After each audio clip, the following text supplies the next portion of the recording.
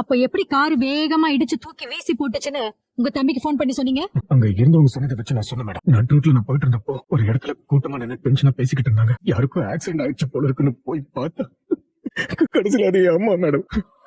அப்படியே எங்க அம்மா கேட்டாங்க. அங்க இருந்தவங்க 20 கார் வேகமா வந்து மோதி அவங்களை தூக்கி வீசி போட்டு போயிடுச்சுன்னு சொன்னாங்க மேடம். என் அம்மாவை அந்த நிலைமையில என்னால பார்க்க முடியல மேடம். அதுக்கப்புறம் நான் அவங்க ஒரு கேப்ல ஏத்திட்டு இங்க வந்து அட்மிட் பண்ணேன். சரி, ஓகே, நீங்க ஒண்ணும் கவலைப்படாதீங்க.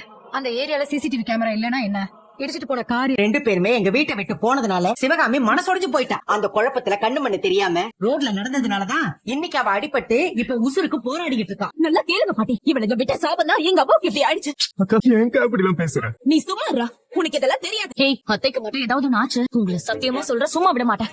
ஸ்வேதா கொஞ்சம் அமைதியா இரு. ஆமா, இப்படியே லாஸ்ட் வரைக்கும் அமைதியாவே நில்லுங்க. என்னால முடியாது. உங்க அம்மாவை இந்த நிலைமைக்கு ஆளாக்கிட்டு ஒண்ணுமே தெரியாத மாதிரி இங்க வந்து நிப்பாங்க. நான் எதுவும் கேட்க கூடாதா? பாட்டிக்கு இருக்கிற ரோஷம் கூட உங்களுக்கு இல்லையே. சம்பந்தி, நீங்க என்ன ரொம்ப தப்பா புரிஞ்சிட்டு இருக்கீங்க. ஏய், யாரடி உனக்கு சம்மந்தி? வா கண்மணி, நான் வரணும். இடி, உனக்கு என்ன பைத்தியம் கிட்ட பிடிச்சிச்சா? சொல்றது காதல் விழுந்துச்சா இல்லையா? உங்க அத்தைக்கு ஆக்சிடென்ட் ஆகி உயிருக்கு போராடிட்டு இருக்காங்க ஆஸ்பத்திரியில. கிளம்புவா போலாம். பைத்தியம் இல்லடி, அவளுக்கு இதயமே கல்லாயி போயிடுச்சு. இப்படி ஒரு மனசை வச்சுக்கிட்டு இவெல்லாம் அங்க வர வேண்டாம். நீ வா போலாம். வா. அம்மா தாயே, அத்தைக்கு ஒண்ணும் ஆயிடக்கூடாது. தப்பா எதுவும் நடந்துடக்கூடாது.